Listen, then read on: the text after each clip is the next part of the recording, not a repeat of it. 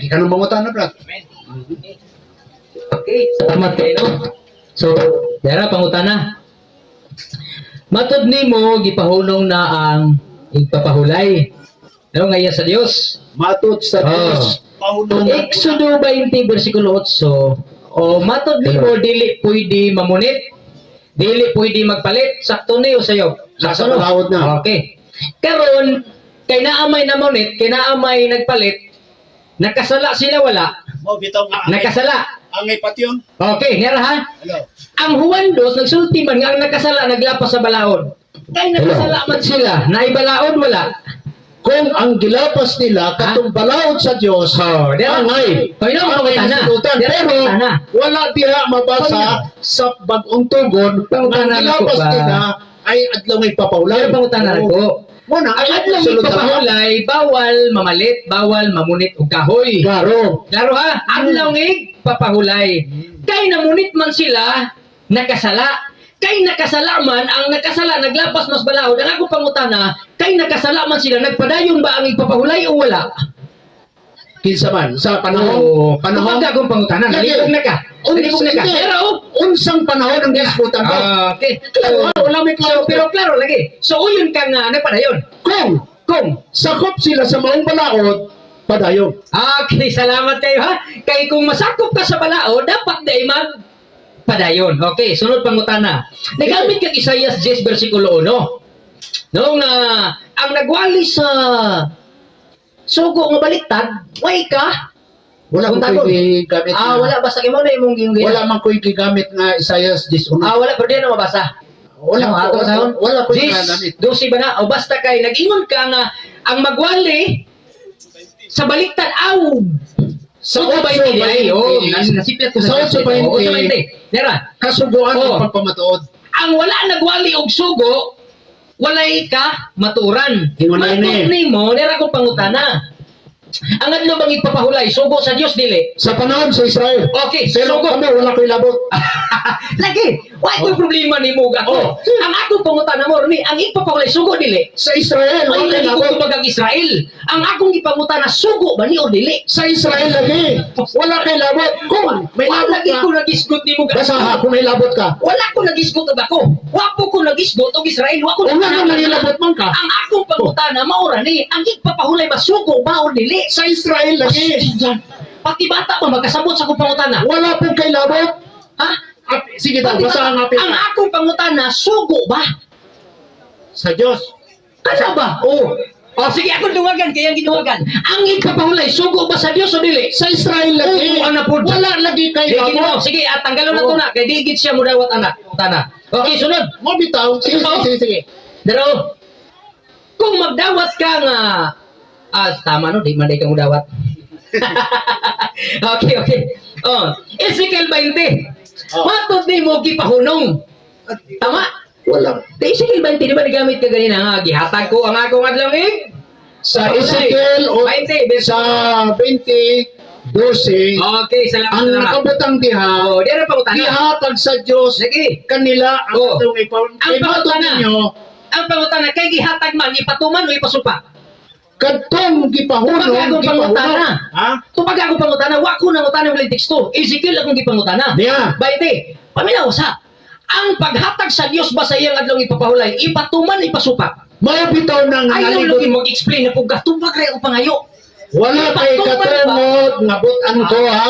Okay. Oh, wala na sa atong kasabutan. Sige, sunod, pangutana. Oh, sige. Di na natutubag mo. Sige, tubaga. Tubaga. Ang nasa Ezekiel 20:12, gihatag sa Diyos ang adlawing papulay, lamang wala tumana sa Israel. Ayan, maulay akong Nasubok siya. ipasabot. Kay wa man tumana, nagpadayon mo na. Mabitaw nga gipahunong, Ay, kung mabasa na ko nga nagpadayon. Challenge na punta. Challenge ha? Challenge na punta.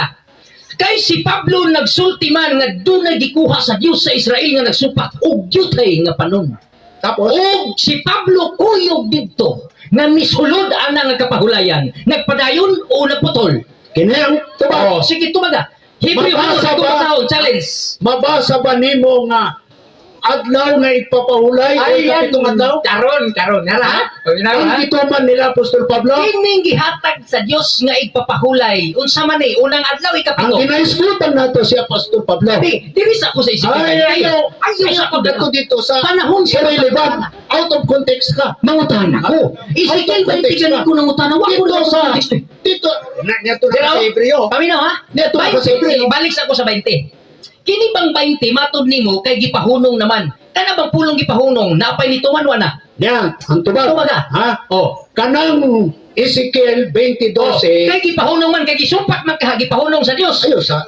Oh, sige. Gihatag unta sa tao, Amen.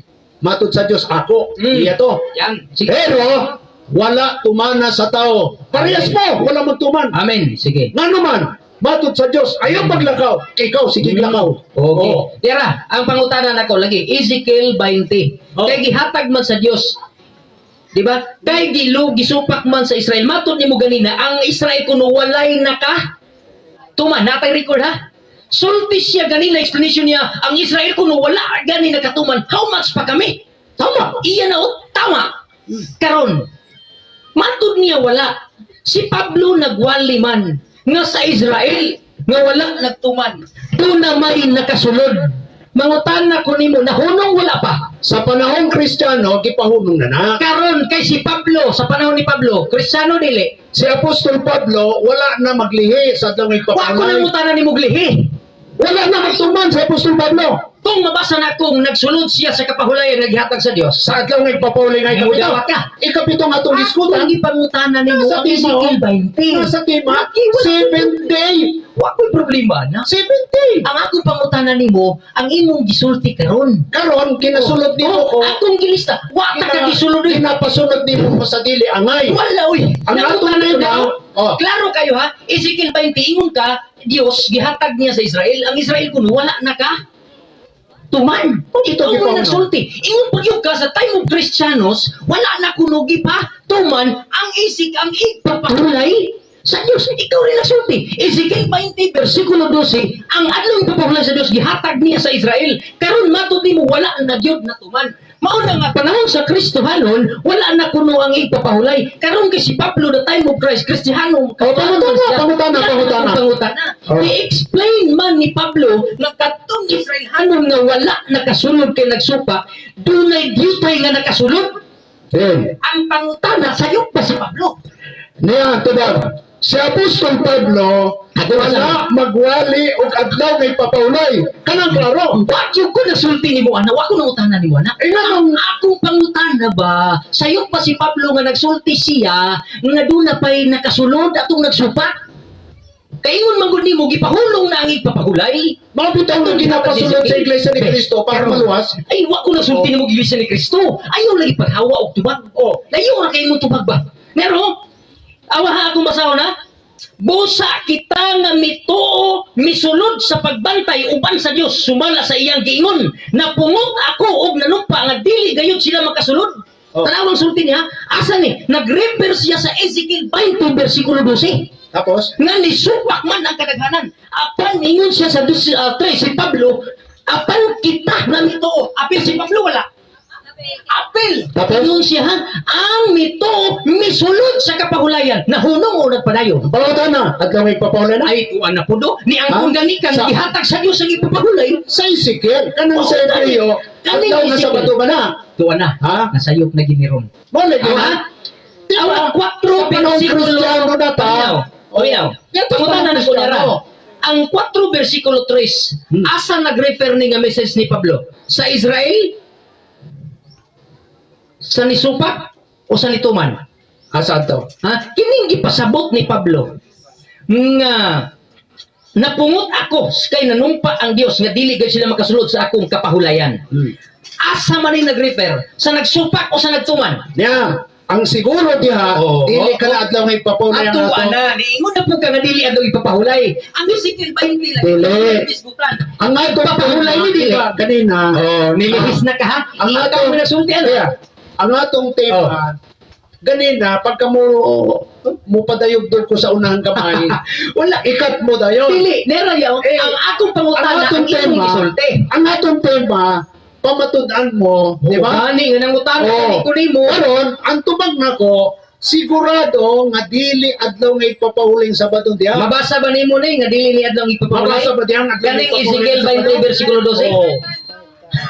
Okay. Okay, sige, salamat kayo, no? Wala naman tayo sa sunod siguro ngayon, at least nga atong taas pag ini nga panahon di daghan man kayo. Oh, wala man to din nato matupag. Okay lang. Padayon gyapon ta sa pagtulog.